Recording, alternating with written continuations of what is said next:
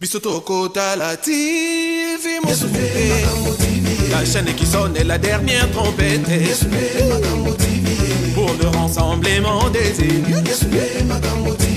Par la convention trépandante de la démocratie. La qualité fait la différence. Et l'ongona Yesotoko Pantasango. Allez fêter toutes les nations.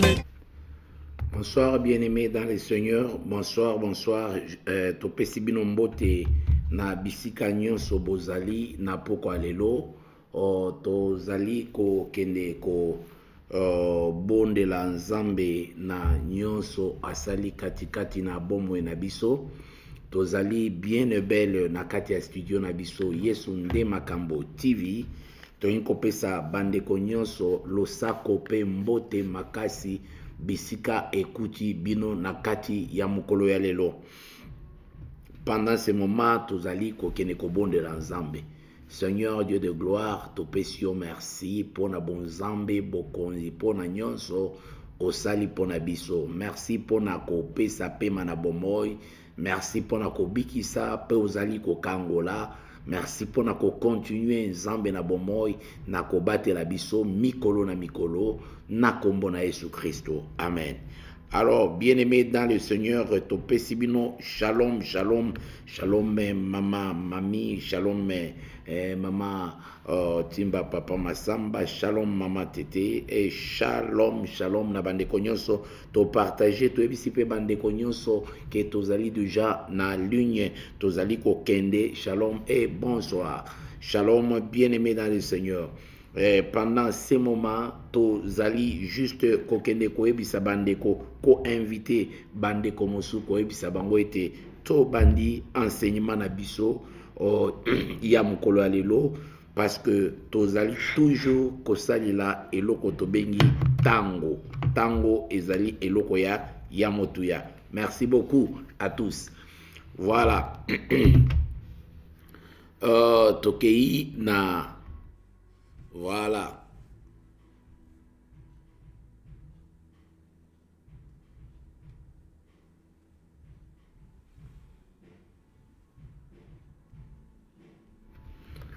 Ok.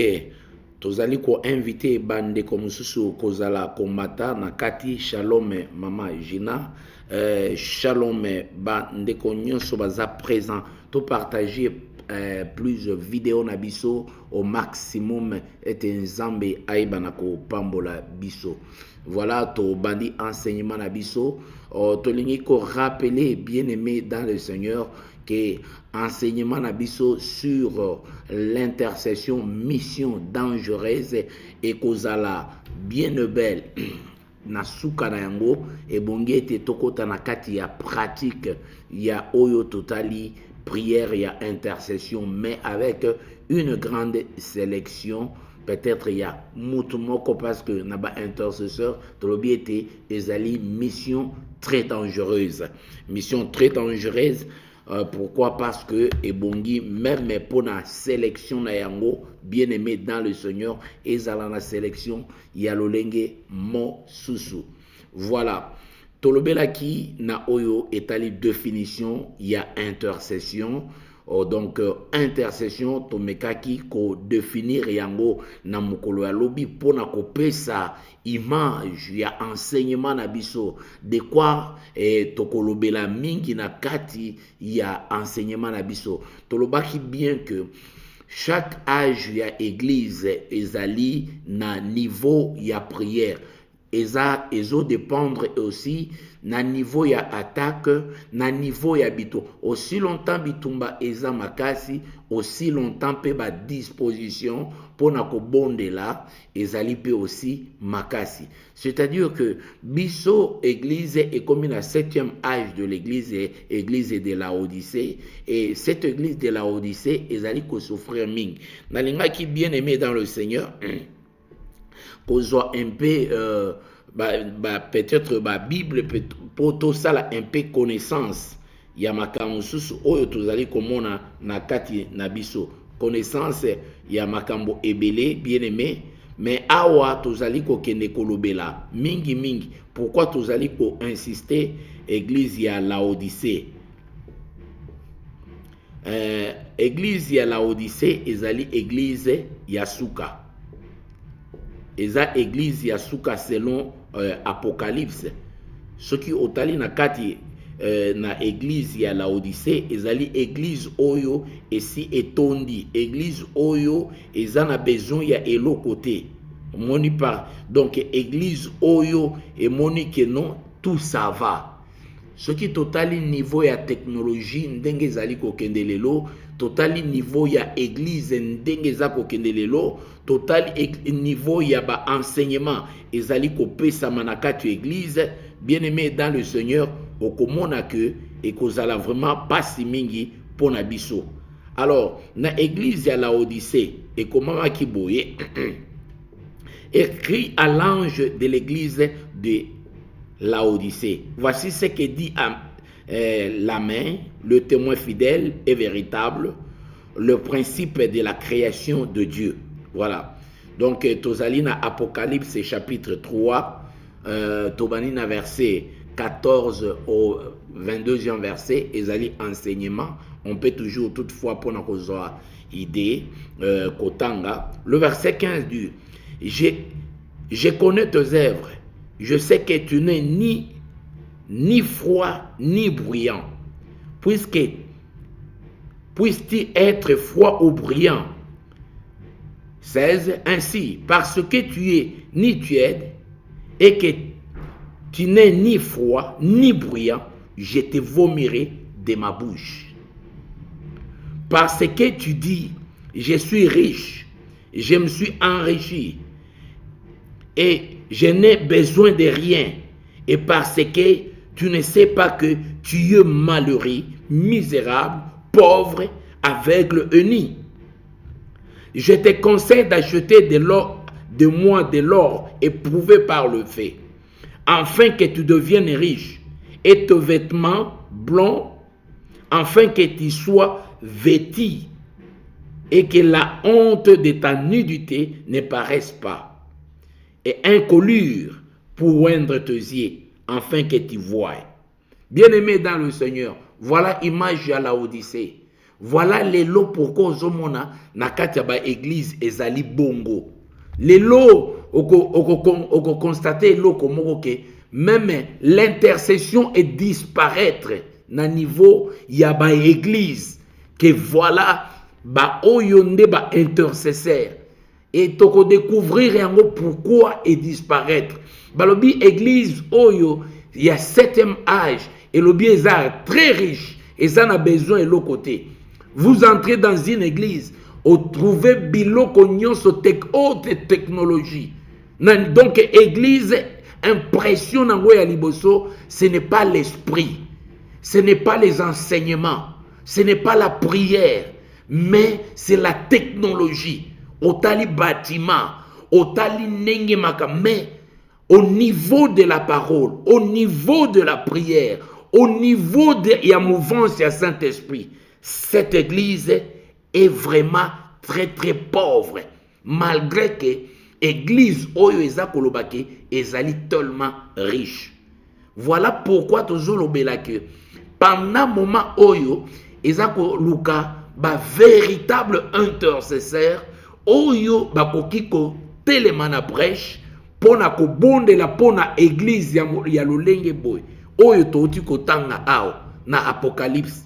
Donc na église ya lolenge boy ebongi ezosenga batu oyo batondi sami na badon ya nini, badon ya intercession.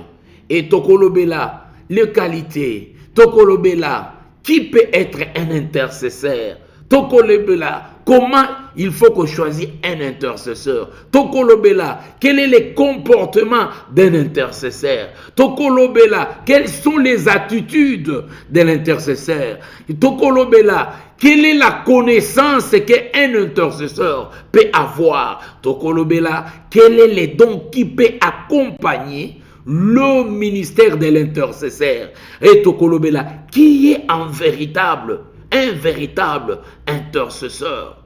qui est un véritable intercesseur. Est-ce que ça sert wana? Est-ce que ça frère wana? Alors tokolobela moto ba bengi na kombo ya intercesseur. Voilà, bien-aimé dans le Seigneur.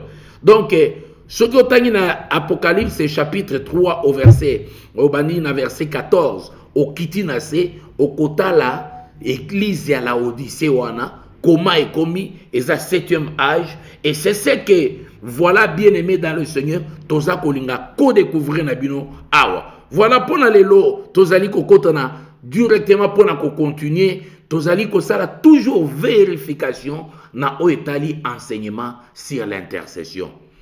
Bien-aimé dans le Seigneur, natango tozo ko kota en profondeur, tolingi ko lelo ezali le premier ezali fête des parents. Na souhaité ba parents nyonso, ya mokili mobimba, ya restauration Kinshasa, partout ba ndeko nyonso, ba parents nyonso na souhaité bino bonne fête de parents. Nzambe aeba na kopambola bino. Pas seulement bonne fête des parents, to souhaité bato nyonso pe ba botama mokolo alelo.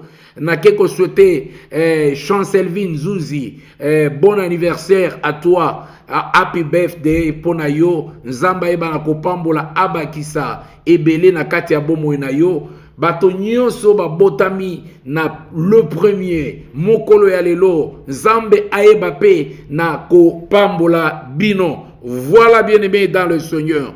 Tokei lisusu, tokei na partie ya liboso. Tolobi boye fonction. La fonction de l'intercesseur. Quelle est la fonction de l'intercesseur?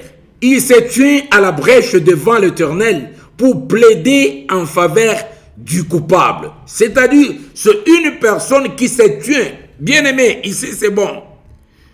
Ezali moto oyo azali kotelema. Boyebi, bo comprendre les termes, mais balobi que c'est quelqu'un qui s'est tué à la brèche pour intercéder pour le coupable. Coupable ezali moto oyo asalaki mbeba, moto oyo communication na ye esi ekatanaki, moto oyo azali na punition.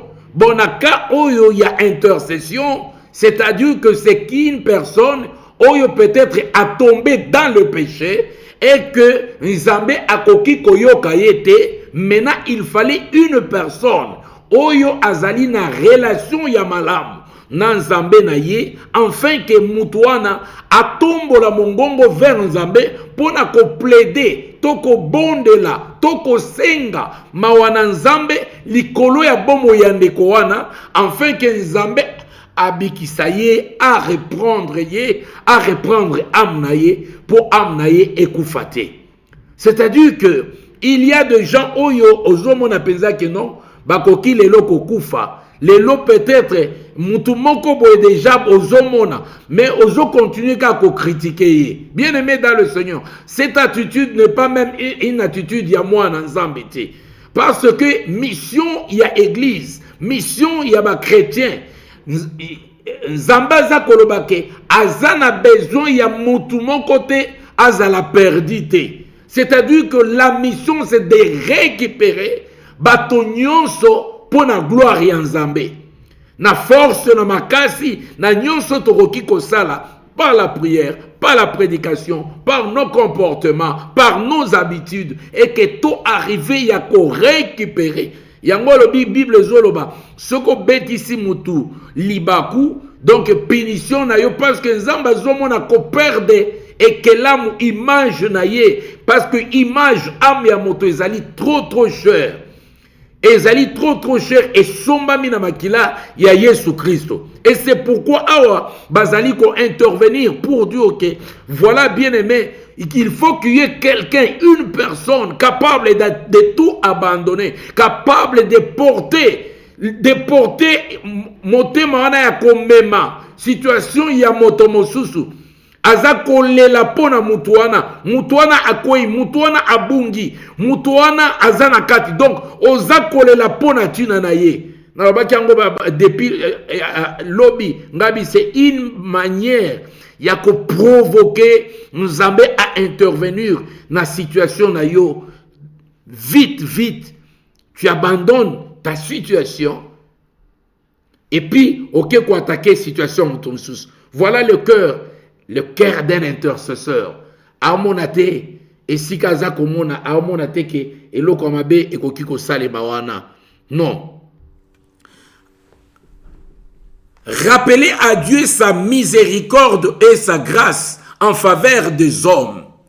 Ezali moto oyo azali ko rappeler Nzambe miséricorde na ye. Donc il est là pour l'église locale, il est là pour la famille, pour rappeler Nzambe, azali ko rappeler Nzambe miséricorde, grâce na ye, pe ba faveur na ye pona bato.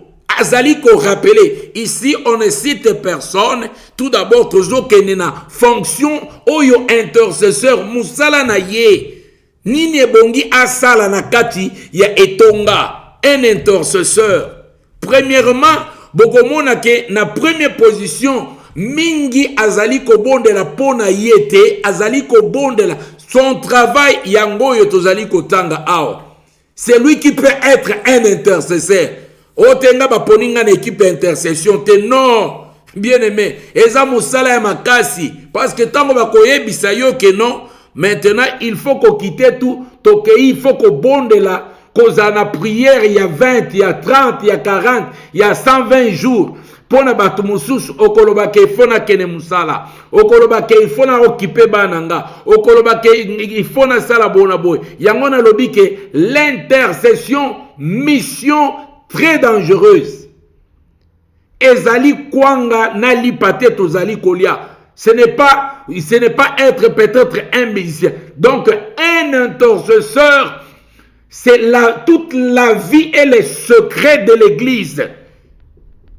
Un intercesseur, c'est quelqu'un qui se tient entre l'église et Dieu. Alléluia. Donc, lui, il est là entre Dieu et l'église. C'est lui qui est là en communication permanente avec Dieu. Pour le cas de l'église, pour le membre de l'église, pour tous ceux qui tombent dans l'église, pour le pasteur, donc c'est celui-là qu'on appelle un intercesseur. C'est lui qui s'occupe, alors il prend soin de l'église, il prend soin des hommes, des femmes qui sont dans l'église, des projets, il prend soin de ceux qui sont dehors. Et Dieu prendra aussi soin de lui, comme il le veut. Parce qu'il y a aussi les promesses et ce que Dieu fait pour l'intercesseur. Ce que Dieu fait pour l'intercesseur. Alléluia. Alors, il sollicite la clémence de Dieu. Rappelle à Dieu ses promesses en faveur des hommes. Et porte le fardeau des autres auprès de Dieu. Comme si ce dernier était le sien. Voilà. Aïe. Donc, le dernier point ici, c'est monsieur Moussala Naïs et de porter le fardeau des autres auprès de Dieu. Comme si ce dernier était le sien. Lokola, kokola nama, lokola, mikumba oyo, toba problème oyo, kolela oyo, maladie oyo, situation oyo, lokola ezalaki yaye, me yaye te, me azali kome makilo wana fardo wana, kokene nango liboso ya Nzambe. Kokene kolela liboso ya Nzambe, azali kolela, jusqu'à ce que Nzambe appelle sa solution. Un véritable intercesseur, tant avant de ce qui se passe en RDC, lui, il ne peut pas critiquer. Lui, il est au fond, au four et au moulin. Azali ko implorer la clémence de Dieu, la miséricorde de Dieu sur les péchés qui sont en train d'être commis na RDC. Ye azako lela butuna moi. Alati yango azako liate, azako melate, azako sale le côté alati saki juste pona ko salela. Bien ote ngana zalaka un intercesseur. Et c'est comme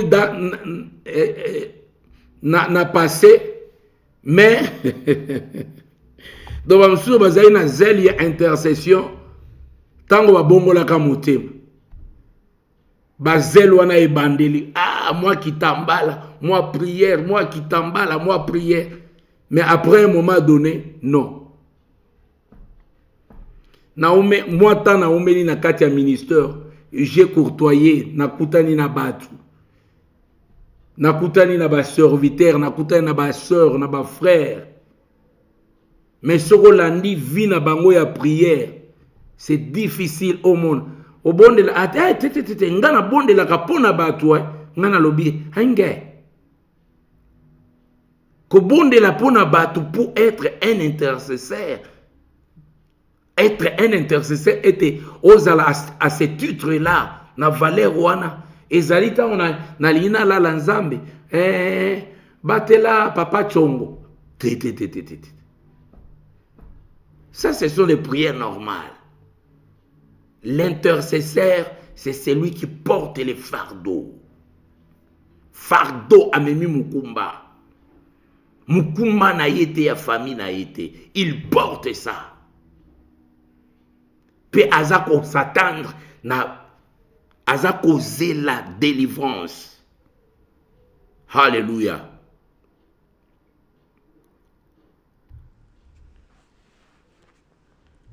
Donc, je voulais dire, nous avons pointé 5 points. Il se tient devant. Il se tient à la brèche devant l'Éternel pour plaider en faveur des coupables. 2. Il rappelle Dieu, sa miséricorde et sa grâce en faveur des hommes. 3. Sollicite la clémence de Dieu. 4. Rappelle à Dieu ses promesses en faveur des hommes. 5. Porte le fardeau des autres auprès de Dieu, comme si ces derniers étaient le sien. Voilà juste un résumé. Autre qui résumé comme mon sala. O bongo toro sala nengenin. Nako bonde la nengenin. Est-ce que va couper sa biso ba requête mikoloyo pour to bonde la. L'intercesseur, il voit tout ce qui se passe dans la église locale. Il voit tout ce qui se passe dans son pays. Il voit tout ce qui se passe. Il remarque. Donc, ce sont des sujets de prière. Il y a des sujets de prière. Il y a des sujets de prière. Nyonso yangoyo ezomonana. Azota la ba secteur nyonso ya vie à église. Domaine de travail de l'intercesseur. Donc, à qui ko travailler na domaine, quel est le domaine? Donc, awa na ligne kolobake espace géographique na ye, oyo intercesseur à qui ko sala musala na ye. Par exemple, l'espace de travail est vaste et couvre les domaines suivants. Les soutiens à l'œuvre de Dieu et ses serviteurs. Voilà, c'est que l'intercesseur, un intercesseur à koki kosa, les soutiens à l'œuvre de Dieu et ses serviteurs. Donc, intercesseur azali moteur ou azali ko soutenir mosala nzambe na kati ya mabondeli, puisque il est là au four et moulin, azako recevoir ba instruction et pas na nzambe et nzambe azako solona na e pona état par rapport ya péché na kati ya église pour ba bondela pour ba tona ba bongola mitema.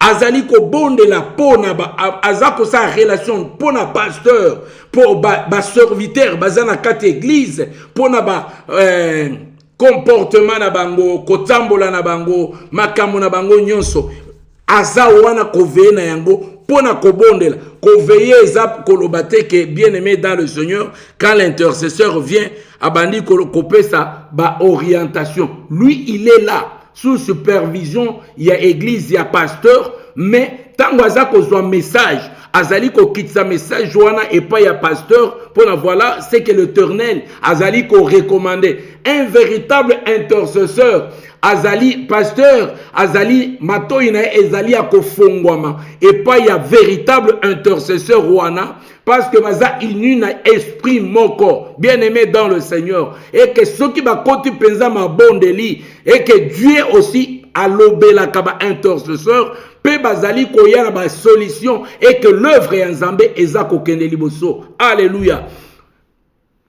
Et pourquoi tozoloba que eza mission moko très facilité? Parce que même la Bible dit que ezali mission moko impossible, et ezali très dangereux. Très dangereux pourquoi? Parce que lelo soko tali batu ebele okoki alobi ke nazalaka intercesseur, otali kaka ndenge ye azali, songi na ye, otali ka ndenge ye azali, moto azanga secret. Donc moto ya zanga secret azalaka na camarade ya camarade, abimisaka makambo, même makambo secret ya bonzambe azali kobimisa, ekei eza kopanzana epai ya bapagano. Ce n'est pas un intercesseur, non. Un intercesseur, ce n'est pas cela. Un intercesseur ezali sœur to frère oyo a parler en langue te, non, ce n'est pas ça. Le parler en langue eza qualité to nini, eza qualité te muto aza intercesseur, non. Tango tokolobela ba qualité nini ekoki ko accompagner un intercesseur. Yangwano moni Bible alobi ke naza koluka mutu moko koki kotelema na brèche, parce que condition ba pasteur bazé condition ya intercesseur ezali makasi mingi. Un intercesseur toujours catégorie caractéristique ya liboso, il faut azala moto moko ya secret ya solo na kati ya motema na ye, azali tombo na kati ya motema na ye. Même liboso ya mwasi ne to liboso ya mobali na ye, même liboso ya nani akoki kobimisa tombo wana te. Il y a des choses que intercesseur akokufa na yango si Dieu ne dit pas que oloba yango bondela pona tuna na yango, il y a nzamba asali musala na ye, mais pona ye il faut garder biloko wana. Matthieu, na kati ya Matthieu chapitre 17, la Bible dit amatiba na bango na montagne, tango akiti na bango makambo bomoni bokanga munoko boyebisa mutu moko te. Voilà, donc on a besoin des gens oyo amoni likambo ya grave na kati, amoni yango epa ya ser pa frère moko boy, amoni yango, mais tango amoni yango akei kosolola yango te, akei kofukama soki eza likambo mabe, akei kofukama abandi kolele pa na Nzambe. Ramenez mon frère, zongisa molimo na moni ke ndeko nanga azokene na libungi pe akoyebisa mutu te, mais il y a des choses qui se passent. Intercesseur.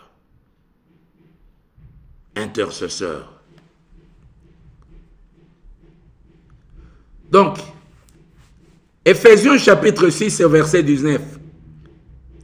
Priez pour moi, afin qu'il me soit donné, quand j'ouvre la bouche, de faire connaître ardument et librement le mystère de l'évangile. Apôtre Paul azali kosenga na ba intercesseur. Bobonde la ponanga. Yazalaki apôtre, mais aza kosenga na ba intercesseur. Yango intercesseur musala na ye ko soutenir musala ya Nzambe, et puis ko soutenir ba serviteur de Dieu na kati ya mabondeli. Et quand c'est aussi nécessaire, babandi wana azo senga bango lobi que priez aussi pour moi, afin qu'il me soit donné, quand j'ouvre la bouche, de faire connaître ardument et librement le mystère de l'évangile. Bobonde la ponanga po ete tango nga na kotelema pona te ya sango malamu na te ya makambo na ngai te, ete ezala depo ya Nzambe ezali kobimisa, eke message wana ezali kouta na bapense to na baimage wana za komona te, na masolo to na télévision te, que les ainsi dit le Seigneur par la révélation de l'Éternel, et que ba pesa yo nourriture na temps convenable, la parole saine qui vient de Dieu, oyo ekoya ko construire bomo ina yo, oyo ekoya ko délivrer yo, oyo ekoya ko sala mosala katikati ya vie na yo, selon les circonstances de tout un chacun. Apôtre azali kolela babondela pona tina na ye. Alors, dans le livre de Philippiens, chapitre 1, verset 1 à 8, nous to comprendre qu'est-ce que la Bible nous dit.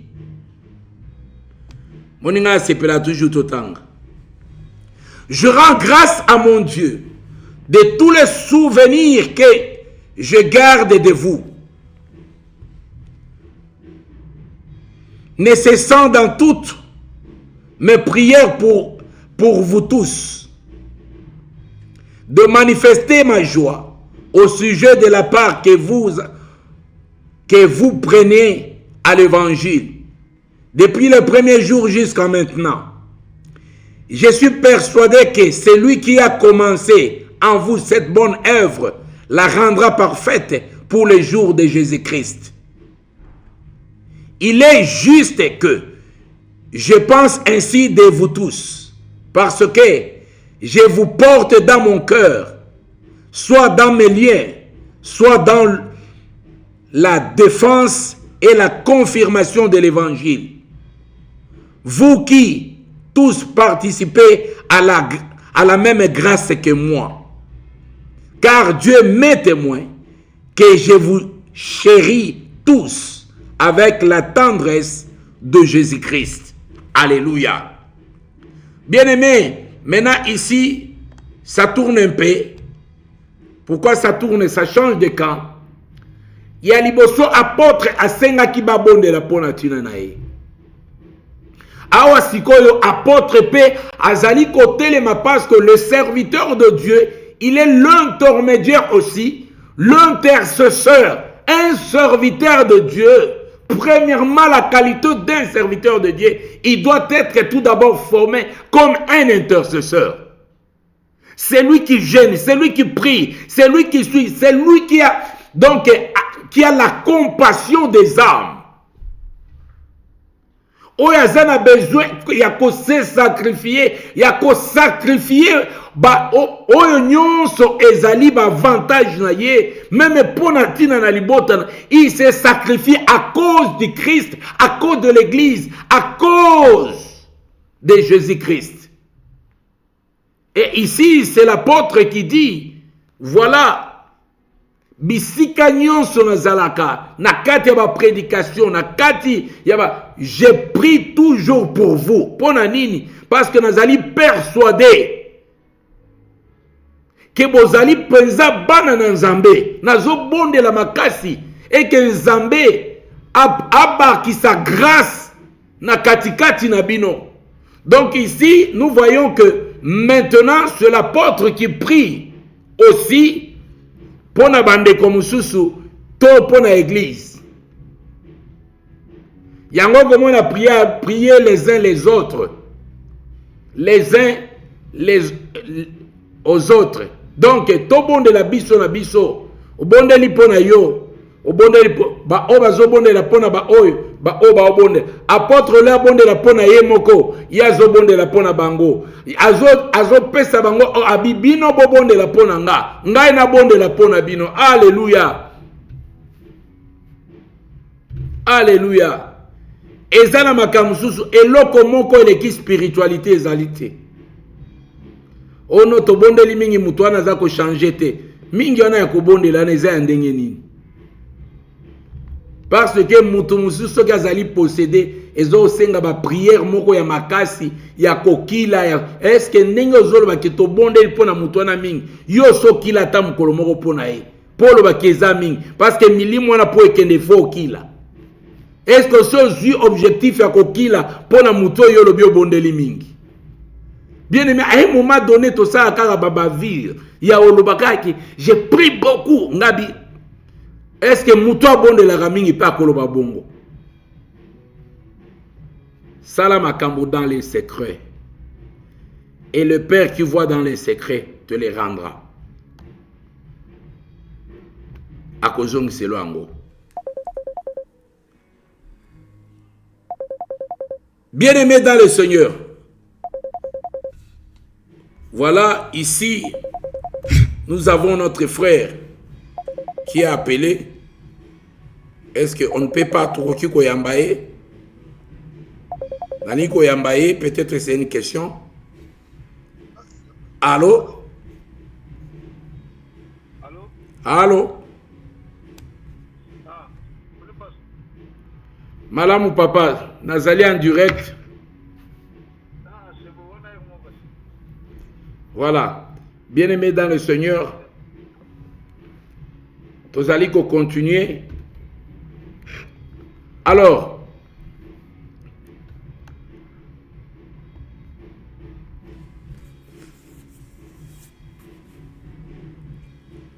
les soutiens aux serviteurs de Dieu en difficulté.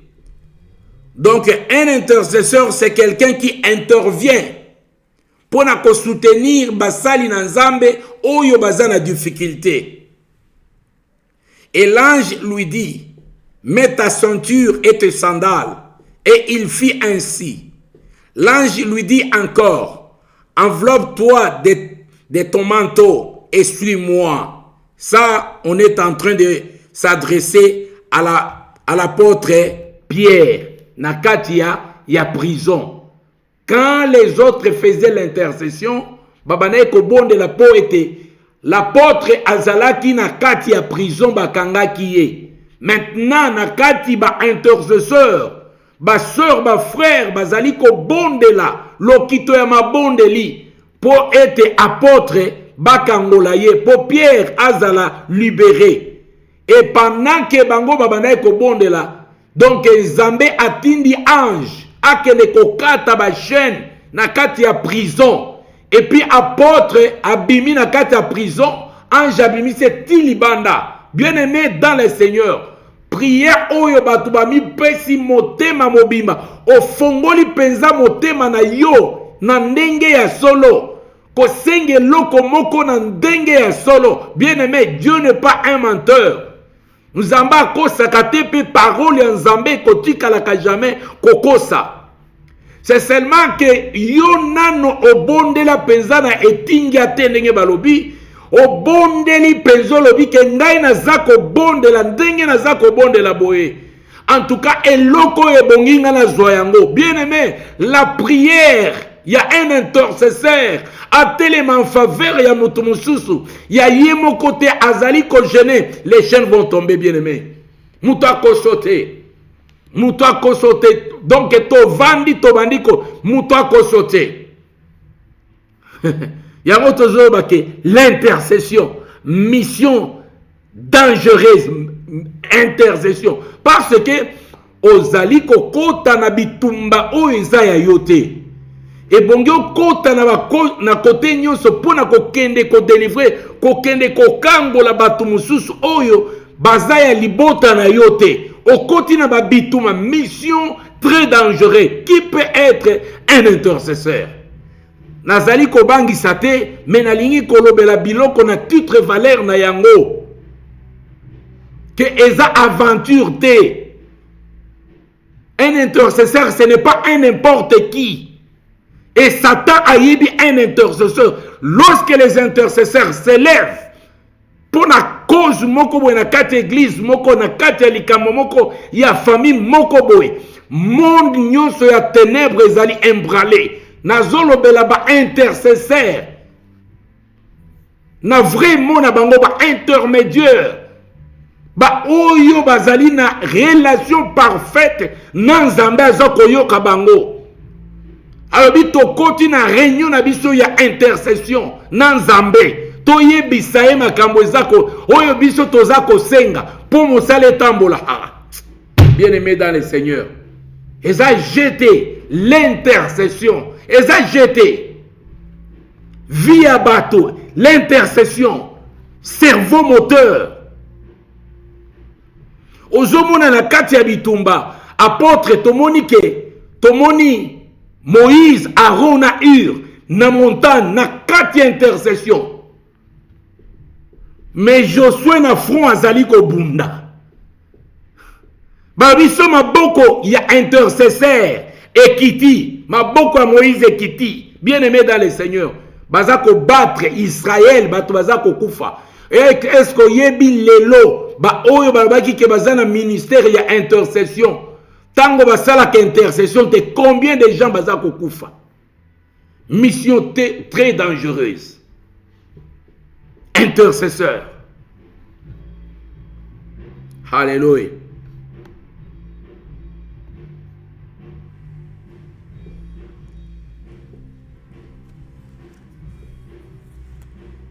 Les soutiens au sein, bassin Zabanan, bassin Zaliyo, saint Zali frère wana, saint Zali batu oyo bandima bayamba Yesu, mokonzi mobikisi oyo Yesu a sanctifia bango, a justifia bango, a petola bango, bassin bango wana. Nazolo ba bassin Paul te, bassin Pierre te, bassin bango wana.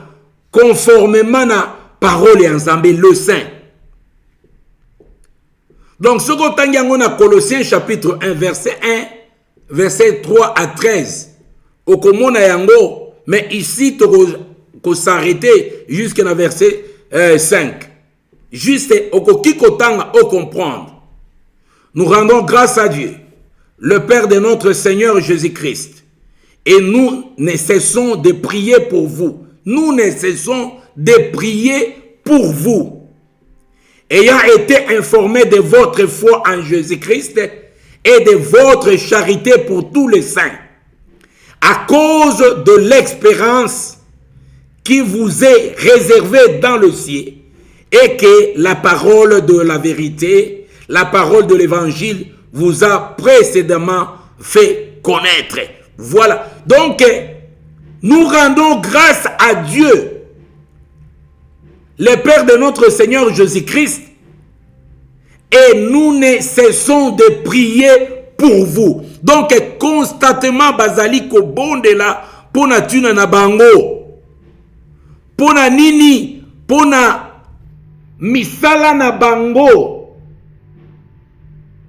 toza ko bonde la butu moi, toza ko kila butu moi, pona tuna na bino. Bien-aimé, Église est perdue déjà. Église est perdue. Pourquoi? Parce que Église est moyen et bon de la les uns les autres alité. Alléluia. Parce que dans l'église, il y a la division. C'est dans l'église là où il y a des songi. C'est dans l'église là où les gens ne se saluent pas. C'est dans l'église qu'il y a là où les gens ils font des groupes. C'est dans l'église là où Bazali Kotonga pasteur. C'est dans l'église là. Donc il y a l'absence totale de l'intercession. Même Zamba Koki Koyokate. Voilà comment donc église Nabiso Ndenge Ezali Komona na lelo. Na église ya 7e âge. L'église ya l'X. L'église est sali bazalaka na ba parking ebele. L'église bazalaka na ba caméra ezali partout. L'église oyo musique ezali donc ba instrument moko ya ndenge ko sakanate. Mais l'église a perdu la spiritualité, la valeur, l'esprit de Dieu, la mouvance du Saint-Esprit. L'église aujourd'hui, c'est le cinéma, c'est les concerts, c'est l'ambiance, ce sont des fêtes, ce sont des quoi? L'église.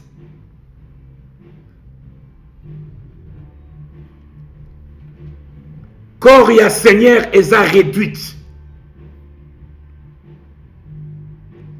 Et le lot c'est difficile. Nana koki ko pona ba intercesseur le lot. Tu peux étaler les critères. Mais tu comprends que qui pouvait se tenir à la brèche pour intercéder. Bible le dit que tout le monde attend tout. Attends tout mon côté. Il n'y a personne. Oya koki côté les mains. Asala, bien aimé d'aller. Eh frère, tu es intercesseur dans l'église.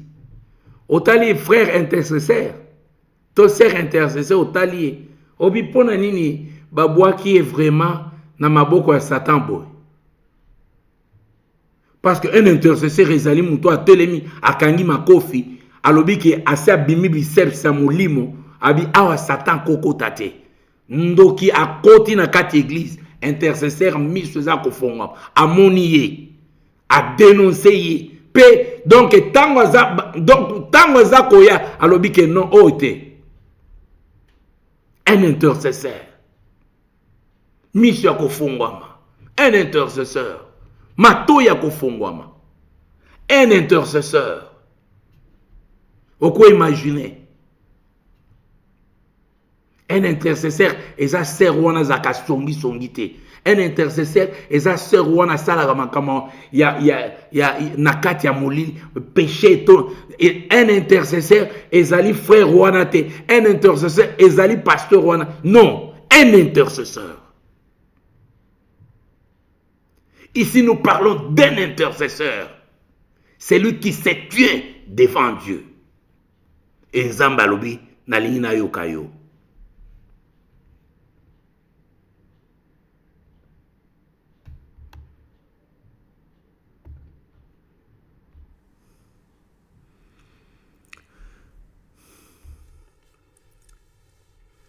Les soutiens au roi et au président. Voilà.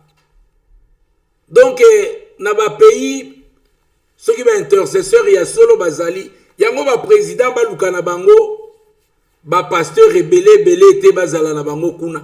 Baluka ba intercesseur. Oh, ba komanda ko plaider ba kana bango, liboso. Moi, je conseillerais ba président, batika na bango ba pasteur. Baluka ba véritable intercesseur. Oyo ba kozala na ba cour présidentielle pona ko bonde la pona tuna na bango. On Nzambe akomanda ola sa volonté batuna yo oyo ba sélectionner ba véritable intercesseur. J'exhorte donc avant toute chose à faire de prières, de supplications, de requêtes, des actions de grâce pour tous les hommes, pour les rois et pour tous ceux qui sont élevés en unité, afin que nous menions une vie paisible et tranquille, en toute piété et honnêteté. Alléluia. Et kozala malamu, bien-aimé dans le Seigneur, et que bato, ndenge tozalaka tozala ba président na biso, alobi non, azana pasteur boye, pasteur wana nde, azali nani, pasteur wana, azali conseiller, yenda za intercesseur, pasteur wana azali neka kolia mbongo ya pamba. Mais, que mutu boye aza komi pesa na kati ya mabondeli, azali te, nazali conseiller. Prenez des intercesseurs. Monsieur le Président, prenez des intercesseurs. Les gens qui peuvent prier pour le pays. Les gens auxquels Nzambe akolakisa ako révélé ba plan ya monguna. Bien-aimé ba intercesseur Nzambe bandai kolakisa bango soki bitumba bokokende bokolonga to bokolonga te. Nzambe akolakisa pourquoi bokolonga bitumba te. Nzambe akosolola na bango. Alobi ete tala interdit eza na kati na bino. Yango soki boke na bitumba oyo bokolonga te. Passez par les intercesseurs. Ezali service moko noble ba occupé et occuper place moko na kati ya mboka. Les intercesseurs. Bato bazali brisé, baza na amour ya patrie, baza na amour ya nation, baza komona, baza koyoka pasi ya milimo ndenge ezali kokufa, bazali kolela balati sake liboso ya Nzambe ko plaider cause wana. Ya ba fazeur, ya ba bana oye bana bitike, baza komona ba gueur, banini tout ça, ces gens-là, les intercesseurs.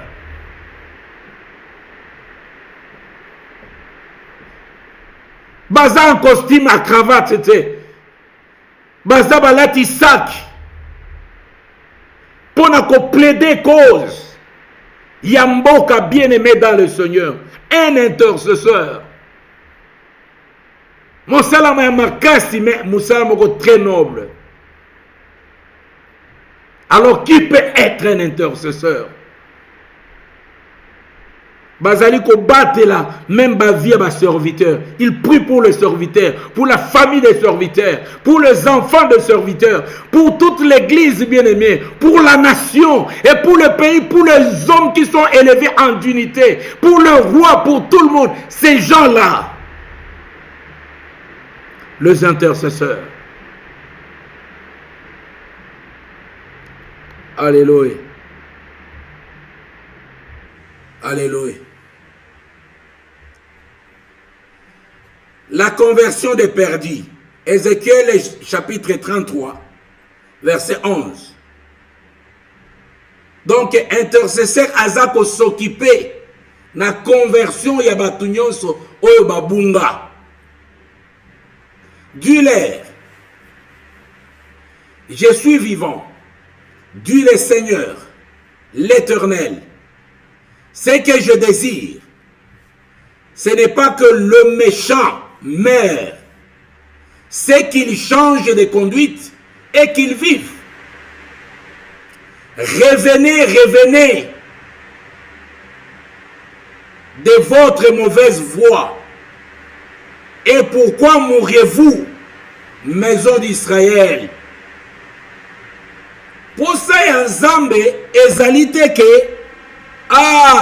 pour ça ya Nzambe ezali te ke batu bakufa, ezali te ke mutu ya masumu akufa, parce que Jean 3,16 eseya ki pona bango. Jean 3,16 eya ki pona ba pécheur nyonso. Et Jean 3,16 elobi ke Dieu a tant aimé le monde. Donc l'amour de pécheur pour Dieu, la compassion, Dieu a tant aimé le monde et il a donné son fils unique de tout quitter, la dignité, les trônes, les honneurs, de tout quitter. Dieu a tant aimé le monde et il a donné son fils unique afin que quiconque croit en lui, qu'il ne périsse pas, mais qu'il ait la vie éternelle. Bien-aimé, dans l'agenda de Dieu, Zambé azali ko sepela tamukete na pécheur akufa na masumu na ye. Maintenant mosala ya ba intercesseur ezali ya ko bonde la makasi ke tata wana pécheur wana Zambe asala ye ngolu abongola motema na ye. Ndoki wana ya mama wana Nzamba kutana na ye ayambola po ete molimo na ye bika. L'intercesseur a la compassion des âmes. La compassion des âmes. Bien aimé, l'intercesseur ce n'est pas une personne oyo azakolanda pasteur na sima na kati ya conférence na kati ya bakoseme azakolanda ye wana azakopesa pasteur mai azakokene na gauche na droite azakokengela wana komi na garde du corps. L'intercesseur est azana mission ya makasi au-delà. Ce n'est pas un garde du corps. Parce qu'en Christ, nous avons des gardes du corps. Ce sont des anges qui sont invisibles, bien-aimés. Frère pasteur, comprendre Tika Bisalela.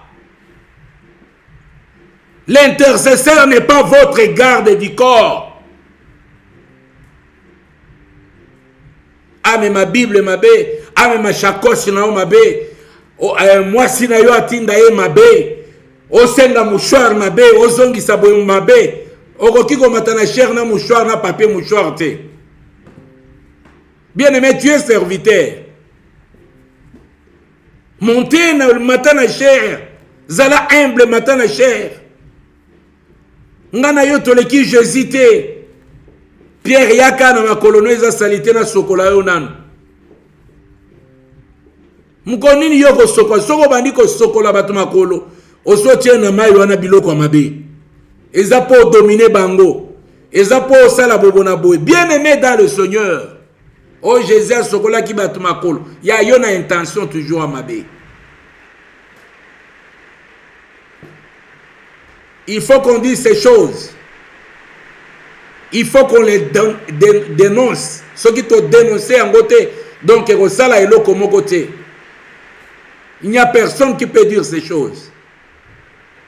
C'est ce qu'aucune église, ok, ko bonde là, bati kayo tele matin au fongoli mis ozoko tala, ozana garantie ani milimo kokota na kati na yo. Tu n'as pas ozana vie à sainteté. Tu n'es même pas un véritable intercesseur. On a protocole. Quand je vais parler sur le protocole, on peut comprendre dans l'église de Dieu. On n'a pas besoin de décoration dans l'église de Dieu. Parce que rôle y a ange batubakoki ko jouer en côté. L'ange de l'Éternel campe tout autour de ceux qui craignent l'Éternel pour les arracher des dangers. Ce que moni moto azbani kocha batu, c'est-à-dire que aza conscient que azo banga nzambete ba ange azate. C'est clair comme langage. Puisque si c'est un véritable serviteur de Dieu, les anges sont là. Bako intervenir, ba ange na ba kolata même isoto, ils viendront intervenir. Dieu a donné toute sa provision pour ce serviteur. Alléluia. Armée à Pharaon Mobimba. Et l'andaki Moïse. Liboso na ye mer rouge. Dieu c'est un Dieu de provision. Ceux qui moni batu na bagarde du corps, ils ont quitté Christ. Ba komi ko banga batu. Parce qu'ils ont des problèmes avec les hommes. Peut-être bazomona da milimo mabeo ba sacrifier babani kobanga, ils ont besoin des gens. Un homme de Dieu, il a la provision de Dieu. Et la provision de Dieu, il y a des anges qui sont au service des enfants de Dieu et des hommes de Dieu. Sinon, ne nous prêchez pas sur les anges. Ce qu'on tient tout, c'est-à-dire pour na yo message, il y a ba ange qui ba koki ko arracher na ba danger nyonso. Ezali natina mon côté. Nous parlons des intercesseurs. Si tu es un véritable intercesseur, kobanga elokote. Usiogope. C'est ça na Swahili balobi. Usiogope. Alléluia. Il nous reste quelques minutes, bien-aimés dans le Seigneur. Le respect de l'heure et des rigueurs. Ils ont une rigueur, une déontologie pour passer le message. Alors Matthieu chapitre, j'ai fini par ici. Matthieu chapitre 9, versets 37 à 38. Alors il dit à ses disciples, la moisson est grande, mais il y a peu d'ouvriers.